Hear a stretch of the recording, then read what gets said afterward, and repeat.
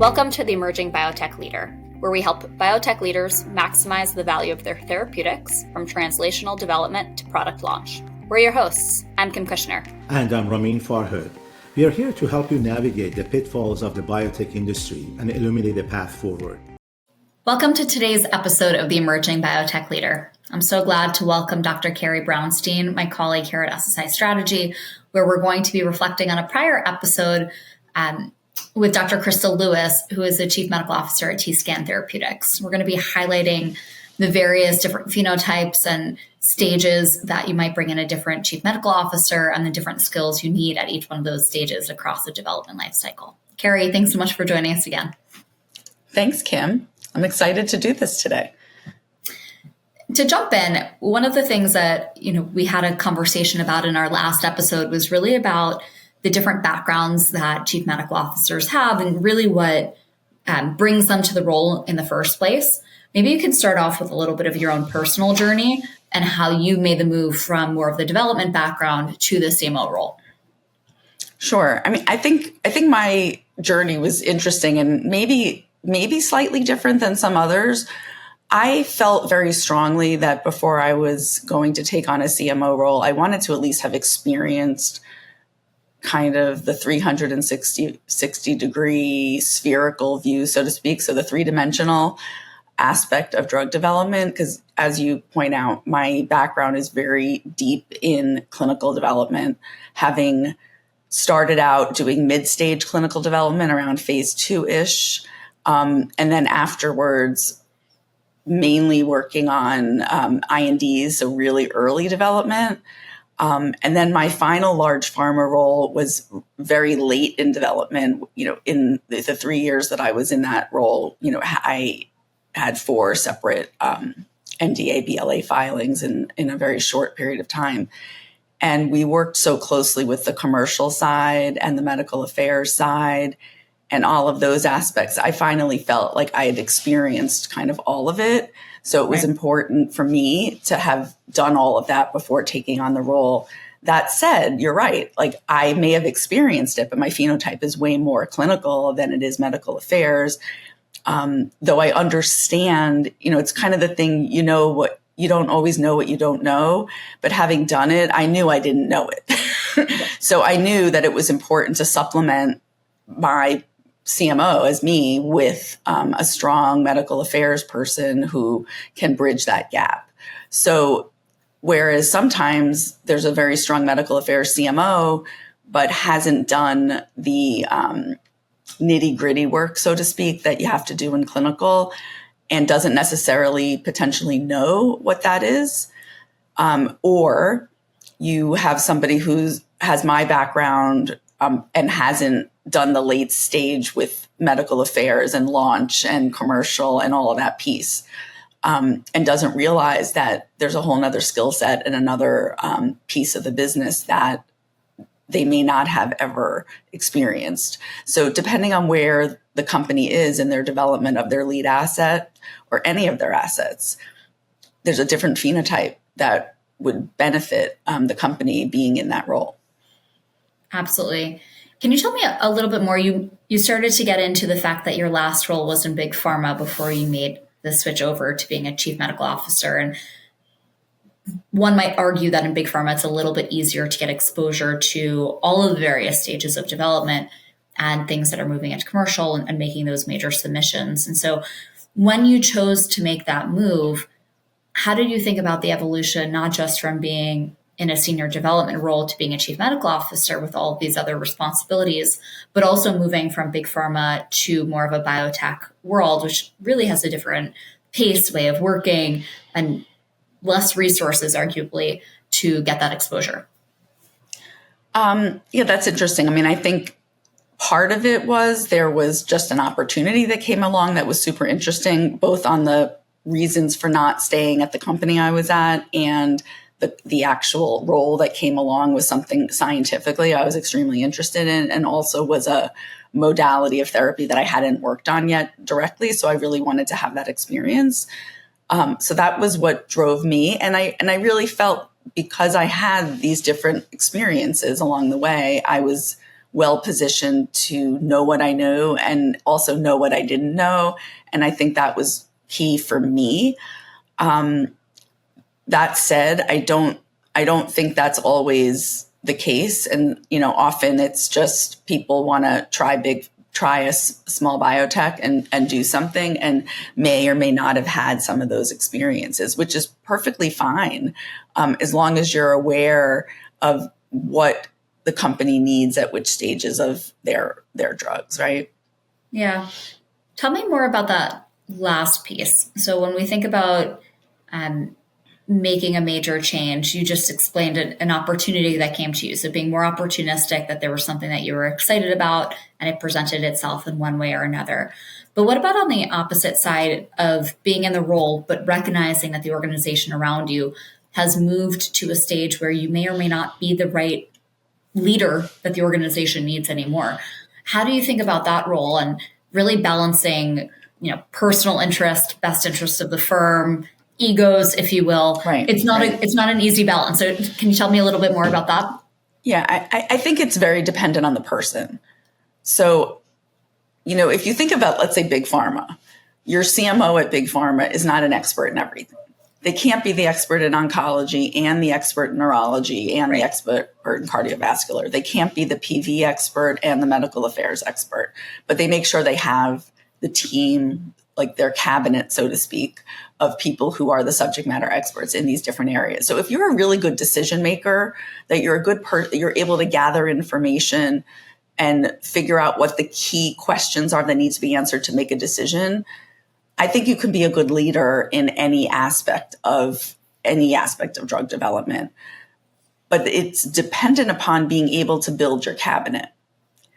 And if the company doesn't have the resources to do that, then it'll be challenging to have a CMO who, let's say, is really, really good at the medical affairs piece and launching a product if you're going into a first in human study, or vice versa. Right. And recognizing that and saying, hey, I need support to come around me. I need a cabinet of people who are subject matter experts in this, who can support me. Or say, hey, if we can't afford to do that at this stage of our company, maybe we should be looking for another CMO. Yeah. That's a really bold approach, to know that you can be confident in stating what you need, and depending on your own, introspection and your confidence in your own leadership abilities. You also made a really great point on asking the right questions and knowing how to ask the right questions and leveraging the resources around you to really get those answers when you know they're needed.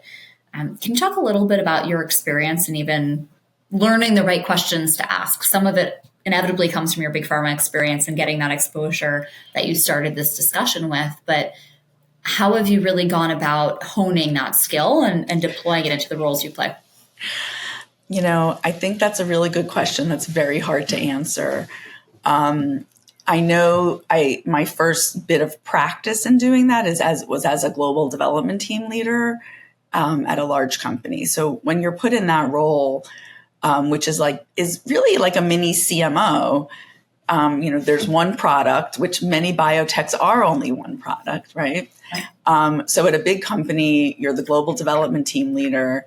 You're the CMO of one product, and you manage the cross-functional team of each major development function, whether it be the international business leaders on that team, your international medical leaders on that team, your PV, your stats, your clinical ops, and you usually have another, clinical physician or clinical scientist on that team. So you learn with practice, kind of understanding what are the key questions that need to be answered to make a difference. I think it's also just an inherent skill. I do think some people are inherently just can see the forest through the trees, and some people don't. And when you're able to do that, you're able to kind of push aside or sweep to the side the irrelevant information that, while it's important to know, isn't going to have an impact on the decision. So if you're really good at that and you're able to bring the people in the room to say, okay, explain to me this, explain to me this, explain to me this. And then it's typically makes a lot of sense. Okay, well, if we do this, this happens. And if we do that, that happens. And that happening is not something we can tolerate. So we're going to have to go this way. I do think it's something, it's hard to put into words how you are able to accomplish that, honestly. Completely understandable. It's definitely a critical skill that probably applies to a lot of different jobs, probably especially pertinent in the CMO role. But I'm wondering a little bit about even some of your medical training and some of your early practice and whether that played a role in that. Yeah. And that's a good point. And I didn't think of that, but I think you're right. Because one of the things you learn when you're learning how to be a doctor and practicing over time is when somebody's examining a patient or telling you what's going on with the patient, they might be saying, okay, I ordered all these labs. And I used to always think, and one of our attendings always said, how is that going to change your management? So if you know what the hemoglobin is it going to change what you do? Yes or no? And 9 out of 10 times something was like, no, then don't order it. If you don't know what to do with it and it's not going to change your management, don't do it.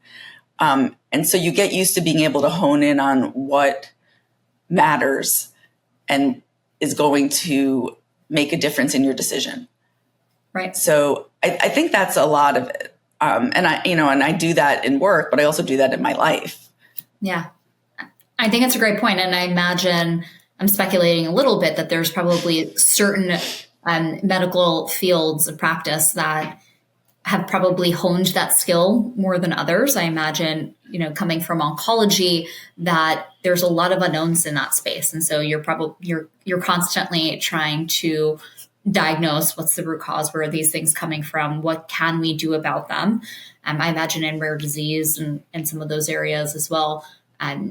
Folks get really comfortable living in this unknown and really needing to whittle down what is the really important information and how do I apply it to try to get to a better outcome, whether it's a patient in front of you or a broader program that you're working toward.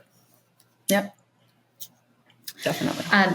Carrie, my last question for you today is, as we think about new folks moving into the CMO role, or maybe even more importantly, a CMO who's been in a role but is recognizing the organization has gotten to a stage where they may or may not be the right fit anymore. Do you have any words of wisdom or advice for them? Yeah, I think it's just important to be honest with yourself, to actually look at your situation, see how you are either adding the value that the company needs at that moment or not, and come up with ways to make sure that the CMO office is actually giving the company what it needs at that moment to be successful.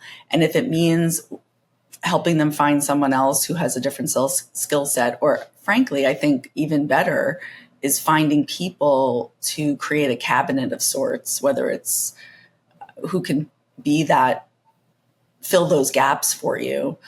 Because there's always too much work for the CMO anyway, honestly. And I think one of the things that's critical is educating the rest of the C-suite and the board that not one person cannot be a leader in all of these roles. It's just not feasible. Right. So I think there's reason to either step out, but again, if you step out and bring in a different person with a different phenotype, it still doesn't mean that everything else is being covered. So you can look at it either way. It helps to bring in a cabinet, and whether that's a part-time cabinet or full-time, depending on the needs, I think is either way could be successful. Absolutely. So if I could just reframe that, thinking a little bit holistically about the skills and the different backgrounds that you're going to need at the table when you're going to need them, and then creating that cabinet or the team of folks that you can lean on in whatever capacity, fractional, full-time, advisors, you name it, but making sure you have those skills around the table, and then determining if you are still the right person to be at the core of it. And if not, being ready to make that next step. Absolutely. Well Carrie, said. this has been a great conversation. Thank you so much for joining today. Looking forward to having you again soon. Thanks for tuning in to the Emerging Biotech Leader, an SSI Strategy podcast. Join us each month for more conversations with biotech leaders. If you'd like to help navigating the complexities of biotech, reach out to our team at ssistrategy.com. Don't forget to hit subscribe and leave a review.